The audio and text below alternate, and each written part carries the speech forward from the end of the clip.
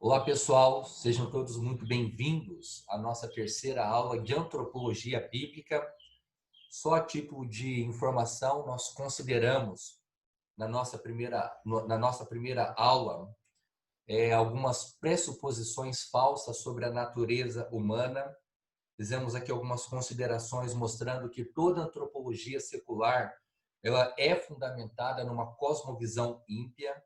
Fizemos aí algumas considerações, inclusive, sobre o conceito de cosmovisão e como ele está intimamente relacionado com o nosso coração, com as nossas convicções internas. Falamos também sobre a importância da antropologia como uma forma de definir a ética e a moral. Então, se alguém professa a fé cristã, evidentemente a sua cosmovisão estará enraizada nos princípios da fé cristã. E esses princípios, eles interferirão e afetarão, influenciarão a forma de ser e de viver dessa pessoa. Consequentemente, se uma pessoa ela não tem uma cosmovisão cristã, isso também afetará e influenciará a sua ética e o seu conceito de moralidade. Aí depois consideramos na aula seguinte sobre a questão do panteísmo como sendo uma falsa pressuposição e como que essa visão ela interfere e afeta, inclusive, a visão cristã. Fizemos algumas considerações sobre o niilismo também, embora falaremos um pouco mais sobre ele na aula de hoje.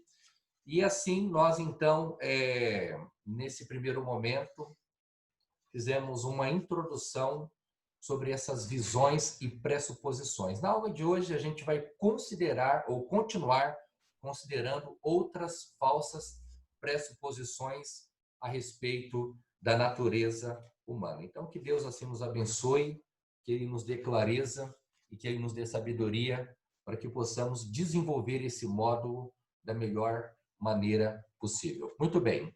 A próxima visão que eu quero considerar com vocês é a psicologia freudiana, que, consequentemente, e como já temos visto, ela parte de um pressuposto errado. Então, a psicologia freudiana, antes de mais nada, ela é altamente influenciada pela visão evolucionista, que, na sua essência, é uma visão ateísta.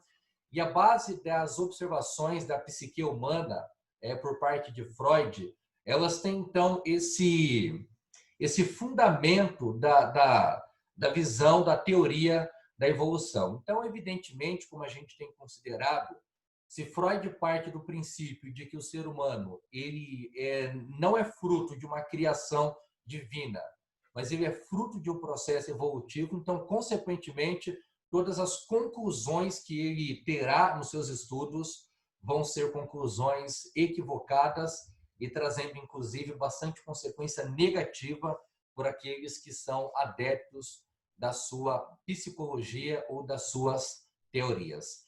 Freud, apenas a título de informação, ele nasceu no ano de 1856, na Morávia, e ele é considerado pelo meio acadêmico como fundador da psicanálise. No site Fatos Desconhecidos, fala um pouco sobre a história de Freud, que diz assim: desde mais novo, Freud demonstrava uma certa obsessão pela sexualidade, tanto que seu primeiro estudo publicado foi sobre órgãos sexuais de enguias, que foi realizado no laboratório de zoologia marinha de Trieste, em 1876, viés que marcaria suas preocupações na teoria psicanalítica. Cabia a Freud, nessa instituição, estudar a anatomia e a histologia do cérebro do homem. É durante essas investigações que ele percebeu elementos em comum entre a organização cerebral humana e a dos répteis. A partir daí, Freud, recorrendo à teoria de Charles Darwin sobre a evolução das espécies, inicia o esboço de seu questionamento da supremacia do homem sobre outros animais. Uma coisa interessante para a gente observar sobre essa questão das informações a respeito de Freud é que, de fato, ele tinha uma obsessão por questões sexuais, o que naturalmente alterou e moldou as suas percepções. Então, toda a linha de observação de Freud, nas suas teorias da psicanálise, elas partem do princípio de uma observação dos instintos sexuais das pessoas. E o que é bastante curioso também como a gente já mencionou aqui na leitura dessa pequena citação, é que Freud ele parte do princípio de que é possível comparar os seres humanos com répteis. O que, na verdade, se a gente parar para pensar, não faz sentido nenhum. Porque, estruturalmente falando, em todos os sentidos, os seres humanos são muito diferentes dos répteis. Mas Freud ele achou que havia algumas similaridades e é bastante interessante porque todos boa parte das suas práticas de estudo eram inicialmente observando e analisando comportamentos em animais. E aí ele fazia então a transposição e fazia as suas conclusões, tentando explicar fenômenos humanos, observando e analisando práticas dos animais, especialmente dos répteis. E nós sabemos, evidentemente, que é um perigo muito grande de você analisar o homem não somente fora da escritura, mas num sentido totalmente inaceitável, por assim dizer, quando ele olha para um animal, quando ele observa o comportamento desses animais, desses répteis, e acha que ali há alguma similaridade de tal maneira que o pressuposto ele vai determinar as conclusões e, obviamente, as conclusões de Freud elas são equivocadas porque ele não parte do princípio de que o ser humano ele tem muito mais dignidade, muito mais complexidade e essencialmente diferente do que os animais. Então, veja bem, por aqui eu gostaria de abrir um parêntese sobre a questão dos cristãos usarem os meios da psicologia. Nós não estamos afirmando com certeza que a psicologia ela não possa contribuir em algum sentido para ajudar as pessoas a lidar com algumas dificuldades. Mas nós não podemos nos esquecer que geralmente e basicamente toda a linha da psicologia ela é em algum sentido influenciada pelas teorias e pelas convicções de Freud, tá certo? Então, muitas das coisas que nós reconhecemos e que nós entendemos que são frutos e consequências do pecado, Freud, na sua linha de raciocínio, vai dizer que está muito mais ligado com traumas e assim por diante. Isso explica porque na cultura atual, na nossa sociedade, os criminosos que cometem atos assim realmente hediondos, eles não são considerados como pessoas más e perversas, mas geralmente são consideradas como pessoas doentes. E a explicação está no fato dos pressupostos básicos, tá certo? Na visão de Freud, o maior destaque é, sem dúvida, a formação da personalidade humana em 3 esferas, vamos dizer assim, onde nós temos o ID, que, segundo Freud, faz parte do inconsciente e é responsável por impulsos, desejos e buscas por prazer, sem dar atenção para valores morais e sociais. Isso nasce com todos nós. Então, veja que no pensamento de Freud, todas as pessoas, no seu inconsciente, elas têm algum impulso ou desejo que, na verdade, é uma busca por prazer, e isso está já relacionado com a questão da sexualidade da pessoa. Isso não tem a ver, inclusive, com moralidade ou influência social. Todas as pessoas elas nascem com esses impulsos, vamos dizer assim. Freud vai dizer também que todas as pessoas elas têm o superego, que na verdade é a sede da moralidade, da lei e dos nossos ideais, internalizada desde a infância, que é certo, o que é certo e errado segundo a sociedade, mas pode aparecer na forma de proibições e compulsões. Então, no pensamento de Freud, o superego ele está relacionado com a moralidade e também com as nossas leis e com os nossos ideais, tá certo?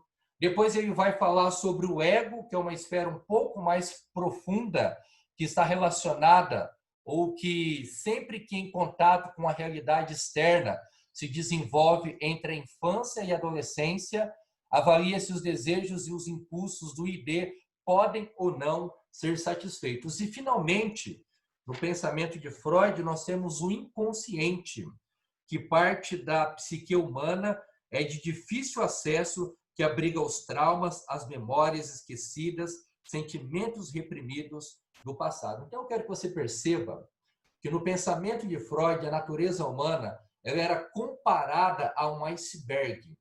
Então, você sabe que, geralmente, a ponta de um iceberg ela é muito menor do que a profundidade do iceberg, por assim dizer.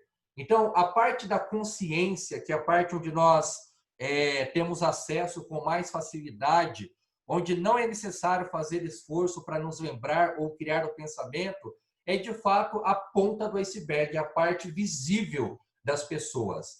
Mas fora essa esfera de consciência, no pensamento de Freud vai ter então esse ID, o superego e o ego, e finalmente o inconsciente, que segundo o pensamento freudiano é onde as pessoas de fato têm os seus traumas, as suas memórias esquecidas, os seus sentimentos reprimidos, que embora não possam ser acessados, eles estão ali guardados de alguma maneira.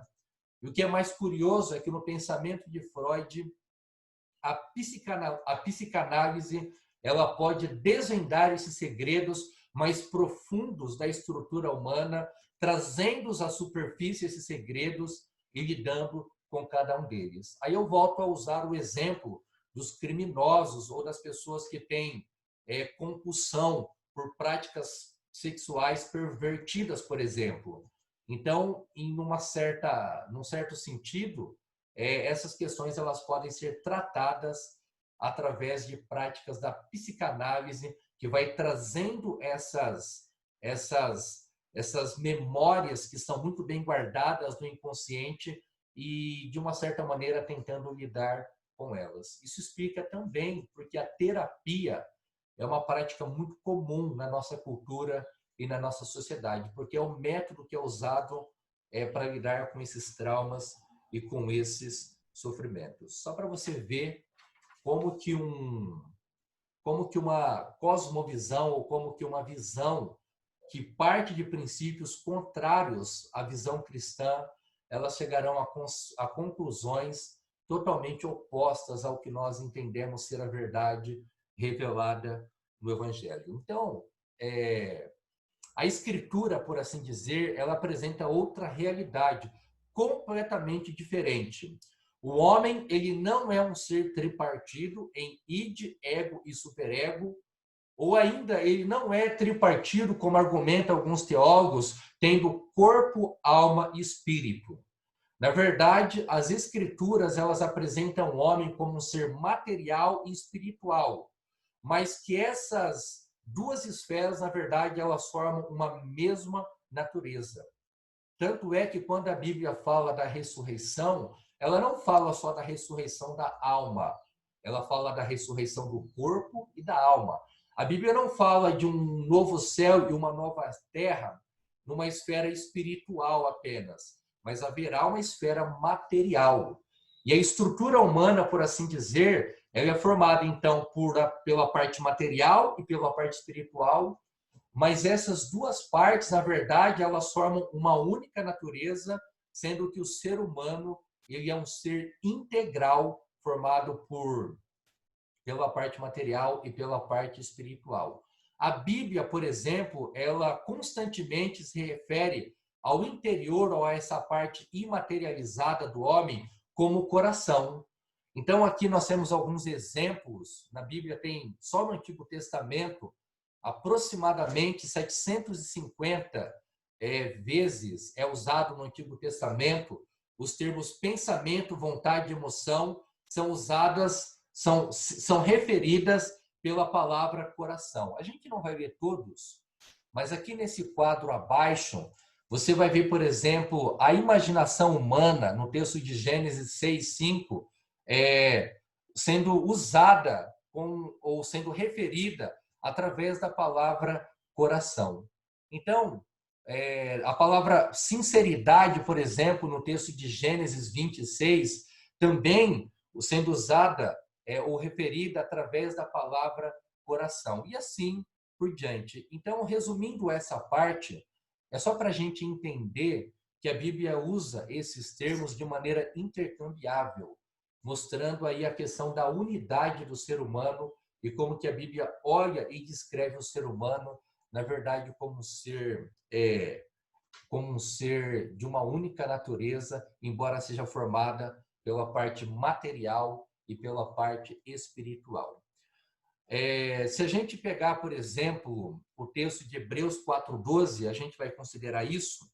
Mas antes da gente ir para esse texto, eu gostaria de citar aqui uma citação de um teólogo chamado Clarke, que ele diz o seguinte: esse ato de denegrir o intelecto em favor das emoções e possivelmente essa própria divisão tradicional tripartida pode envolver uma assim chamada psicologia das faculdades que contradiz a ênfase bíblica sobre a personalidade unitária. Esse tipo de psicologia deve ser condenado por suas insinuações repugnantes, mas principalmente por sua divisão esquizofrênica da realidade. Então, no pensamento de Clarke, quando nós dividimos o ser humano de uma maneira errada, de uma maneira equivocada, na verdade, nós estamos desenvolvendo uma visão esquizofrênica da personalidade humana. E essa visão esquizofrênica, consequentemente, ela não condiz com aquilo que a Bíblia diz. Então, veja que, devido a essas influências, por exemplo, a santificação e a aplicação do Evangelho tem sido feito apenas para algumas áreas da vida humana e da natureza humana. E sobre isso, Francis Schaeffer vai dizer que a verdadeira espiritualidade ela cobre toda a realidade, não só a parte espiritual. Existem coisas que a Bíblia nos diz como absolutas, que são pecados. Não se formam com o caráter de Deus, mas além destas, o senhorio de Cristo cobre toda a vida e a cobre por igual. Não é apenas que a verdadeira espiritualidade cobre toda a vida, mas cobre todas as partes do espectro da vida de forma igual. Neste sentido, não existe nada na realidade que não seja espiritual. Essa frase a gente já citou ela lá na nossa primeira aula e ela mostra exatamente isso. Como que nós temos que ter uma visão integral da vida cristã e da nossa estrutura. Deus não quer que nós santifiquemos através da oração apenas. Deus quer que todas as nossas ações elas sejam santificadas para a honra e para a glória dele. Deus não está interessado apenas no que nós fazemos dentro da igreja. Deus está interessado em como nós cultivamos os nossos relacionamentos familiares, como que nós desenvolvemos a nossa espiritualidade nas nossas amizades e assim por diante. Porque dentro do pensamento bíblico, e aí como diz a própria citação de Schaeffer, na verdade, todo o espectro da vida humana igualmente são do interesse de Deus e, na verdade, essencialmente, toda a realidade ela é espiritual, tá certo? Então, vamos deixar muito claro isso, já fazendo esse contraponto, para que a gente tenha essa visão nas nossas considerações iniciais dessa introdução desse módulo. E aqui sim nós entramos então no texto de Hebreus capítulo 4, versículo 12, que diz que a palavra de Deus, o que revela o alcance e a extensão da palavra de Deus no coração do homem. O texto vai dizer que a palavra de Deus ela é apta para discernir os pensamentos e propósitos do coração.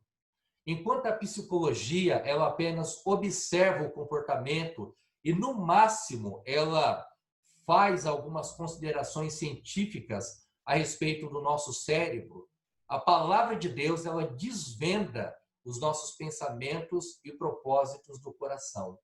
Então, se por um lado Freud ele tem a visão do ser humano como um iceberg, onde é dividido por toda aquela estrutura que nós mencionamos, nós cremos que a escritura, como diz como a gente vê nessa imagem, na verdade, ela sim tem o poder de penetrar no mais íntimo da nossa estrutura, discernindo os nossos pensamentos e propósitos do coração. Somente a Escritura tem o poder de desvendar as nossas hipocrisias, ela dissipa as trevas que nos impedem de enxergar os nossos pecados, ela penetra no mais profundo do nosso ser, ela é muito mais eficaz do que qualquer instrumento utilizado pelos homens, pois ela é uma espada de dois gumes altamente penetrante.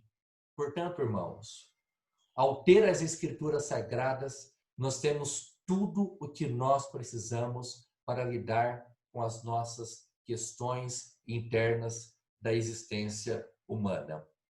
É evidente que nesse módulo, nós não vamos tratar aqui da questão da depressão, porque existe um debate muito grande se um cristão ele deve ou não procurar ajuda de médicos para tratar da depressão, mas só a título de curiosidade, é evidente que a depressão ela é uma doença diagnosticada, e como sendo uma doença, ela precisa, evidentemente, naturalmente, de um tratamento médico. Mas no que diz respeito às nossas questões espirituais, no que diz respeito ao vazio existencial humano, somente a palavra de Deus ela pode, de fato, lidar com essas questões e penetrar no mais profundo da nossa alma, fazendo, de fato, toda essa mudança. Lembrando que na nossa convicção, a palavra alma e espírito, elas significam a mesma coisa e são usadas de maneira sinônimas pela palavra de Deus. Alma e espírito se referindo à mesma coisa, tá certo? Bom, vamos caminhar um pouco mais e agora eu queria fazer aqui uma outra consideração de um outro pressuposto, que é o pressuposto socialista, que na sua essência também é um pressuposto religioso. O socialismo, ele surge como um defensor do oprimido, das classes desfavorecidas contra o imperialismo capitalista.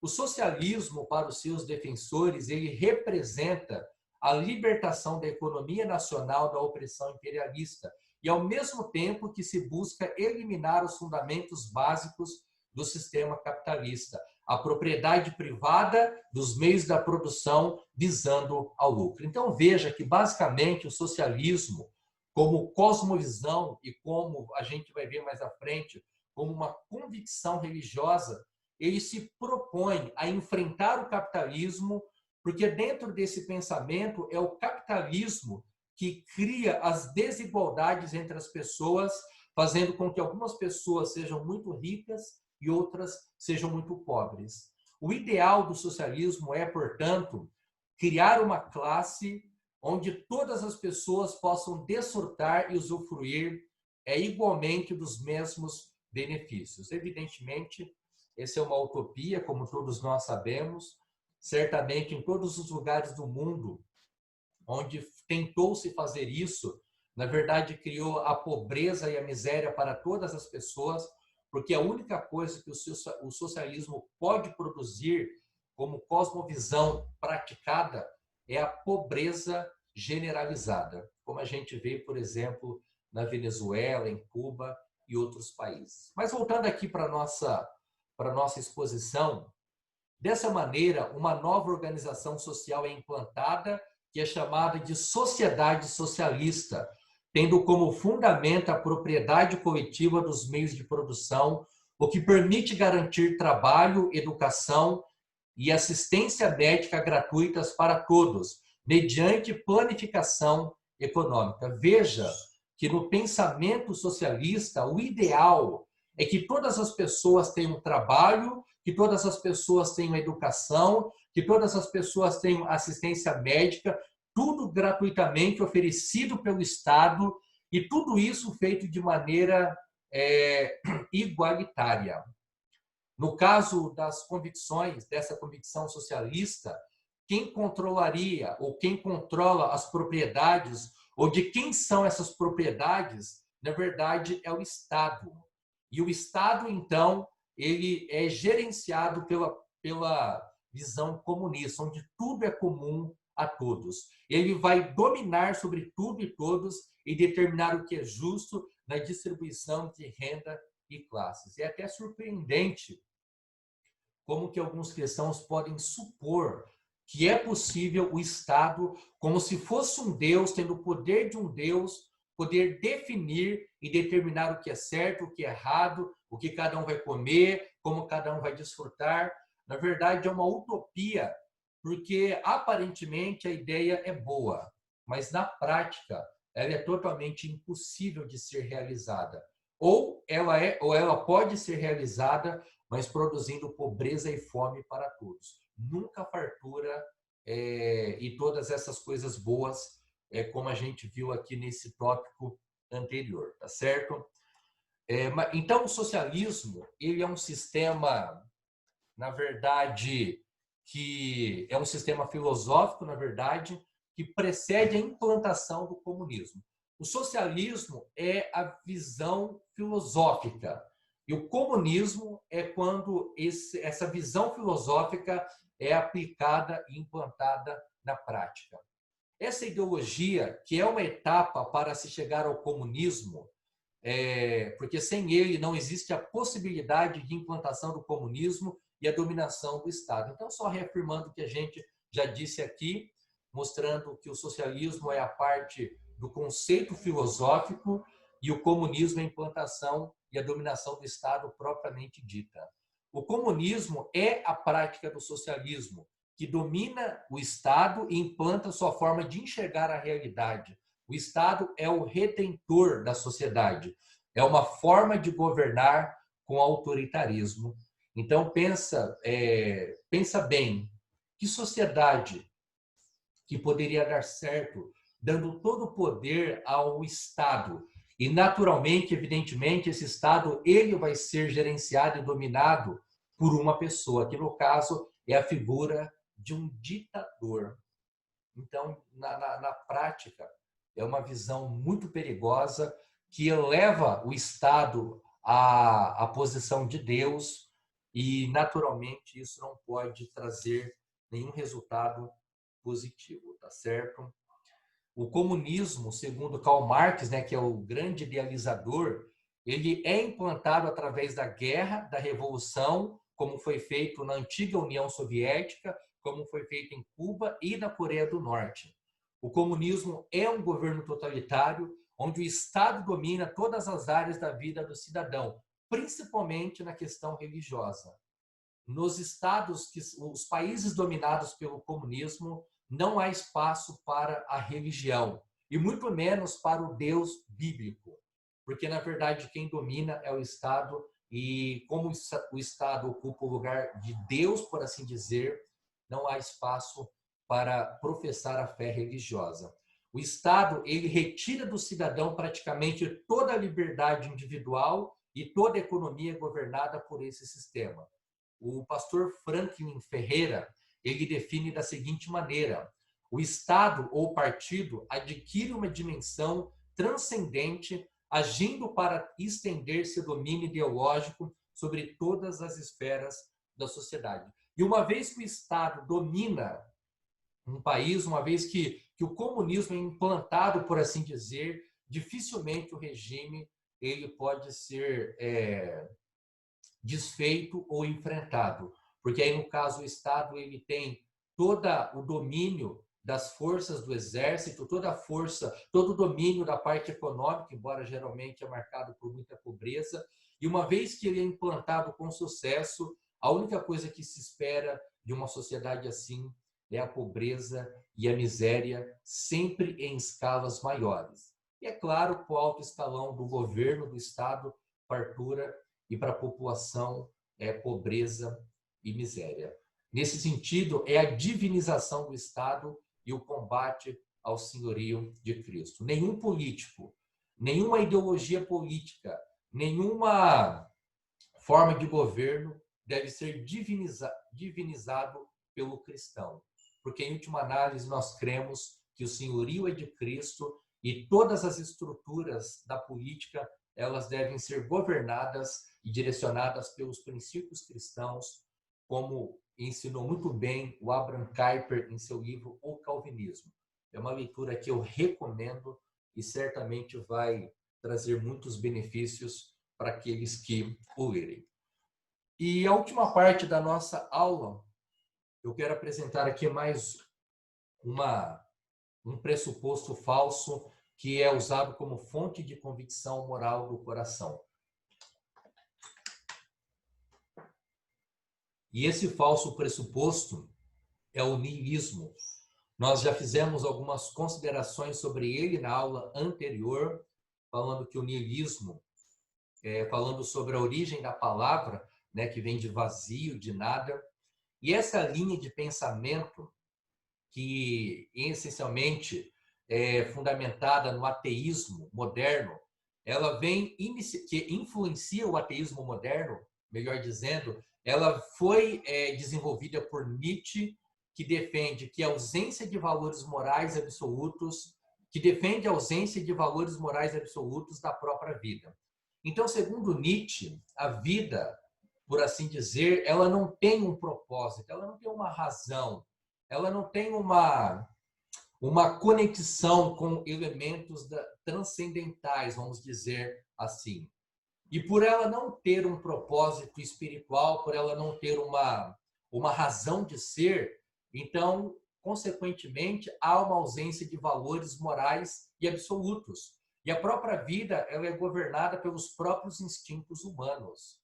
É uma visão profundamente triste e deprimente, porque ela esvazia a vida de significado e ela reduz a vida apenas à matéria, de tal maneira que, mesmo assim, não há sentido em fazer absolutamente nada, porque tudo, em última análise, vai dar em nada. O Nietzsche, ele escreveu um livro, e num trecho desse livro, contando a história de Zaratustra, um nome difícil de falar, mas um trecho do livro diz assim: e disse Zaratustra, que narra um momento em que Zaratustra, após descer do monte, ele encontra-se com um homem cristão, chamado no livro de santo. Os dois desenvolvem um diálogo e em certo momento Zaratustra pergunta o que o santo fazia na floresta. E o santo responde: cantando, chorando, rindo e sussurrando, eu louvo ao Deus que é meu Deus. Após ouvi-lo, Zaratustra despede desse cristão e diz assim em seu coração: como será possível? Este velho santo, na sua floresta, ainda não soube que Deus está morto? Porque essa é a ideia de Nietzsche, de que Deus de fato está morto. E que essa ideia da religião, da espiritualidade, da crença num Deus soberano, num Deus pessoal, na verdade é uma forma infantilizada de ver a vida.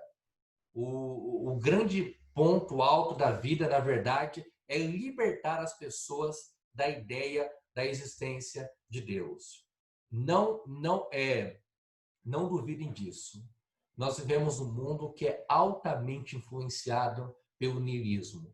Pode ser que a maioria das pessoas não conheçam a filosofia no seu conceito, na sua teoria, mas na prática, a maioria das pessoas elas vivem dentro desse vazio existencial, onde na prática eles negam a existência de Deus e estão apenas presos às estruturas dessa vida e dessa existência. Então, para Nietzsche, a libertação intelectual é a evolução para a maturidade, corresponde à evolução para a maturidade. Enquanto os cristãos eles se apegam cada vez mais a Deus e a sua soberania e descansam nessa verdade bíblica, o niilismo ele vai no sentido contrário, ele vai se distanciando dessa visão, dessa realidade, e por isso ele é totalmente entregue a si mesmo, vivendo uma vida vazia, uma vida materialista, uma vida que, em última análise, vai chegar a uma depressão profunda, por assim dizer, porque não há nada mais triste do que não ver um propósito para a vida e para a existência. A cosmovisão cristã, ela é maravilhosa e ela é linda, porque ela não somente coloca todas as coisas no lugar, mas como ela nos diz com toda clareza e com toda transparência qual é o propósito da nossa vida. Para o filósofo Nietzsche, a verdadeira filosofia era a expressão de vivências genuínas com base em experiências pessoais que conduzia a um sentimento de êxtase e redenção. Toda cosmovisão que não é cristã, ela vai buscar a redenção em alguma coisa, em qualquer coisa que não seja Deus. Pode ser uma vivência, pode ser uma experiência pessoal, pode ser uma conquista material, pode ser o que for.